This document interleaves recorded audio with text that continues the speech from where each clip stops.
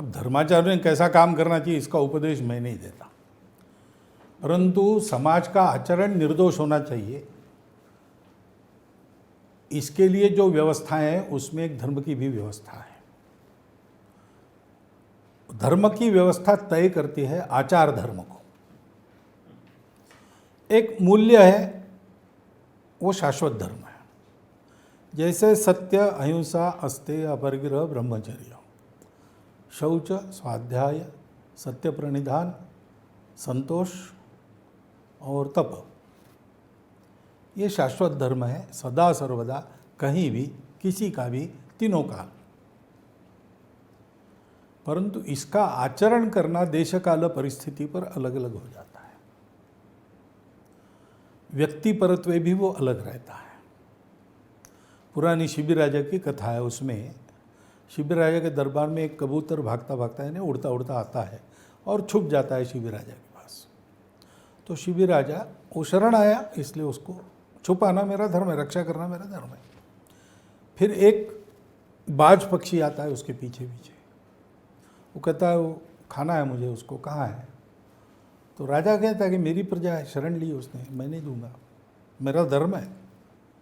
तो बाज कहे तुम्हारा धर्म वो है, लेकिन मुझे प्रकृति नहीं है, धर्म दिया है कि मैं उसको खा के मेरा पेट भरूँ, मैं भी तुम्हारी प्रजा हूँ। तुम मुझे भूखा रखने का अधर्म करके उसके प्राणों के द्वारा धर्म की रक्षा नहीं कर सकते। अब ये ऐसा वहाँ चलता है तो शिबिर राजा अपना मांस देने को तैयार होता है और कथा, लेकिन क्या है, बाज का भी एक धर्म है, शिबिर राजा का भी एक धर्म है, कबूतर का भी एक धर्म है। इन तीनों का संतुलन साध के उस परिस्थिति में क्या करना? तो शिबिर राजा ने उपाय निकाला, ठीक है तुम भी सुरक्षित रहो, तुम्हारा भी पेट भरे, मैं धर्म के लिए अपना मांस दे देता हूं। अब धर्म का आचरण देश काल परिस्थिति, व्यक्ति परत्वे, उसके स्वभाव को ध्यान में रखकर कर्तव्यों के रूप में निर्धारित जो करते हैं उसको कहते हैं आचार धर्म। और ये आचार धर्म सदैव बदलते रहता है। तो अपने यहाँ स्मृतियाँ थी, वो स्मृति एक नहीं थी, वो बदलते रहती थी। अब आखिरी स्मृति कहते हैं कि देवल स्मृति हो गई, जिसमें महिलाओं को शिक्षा वगैरह सारे प्रावधान है, जो जबरदस्ती भगाए ले गए उनको वापस लाने का प्रावधान है।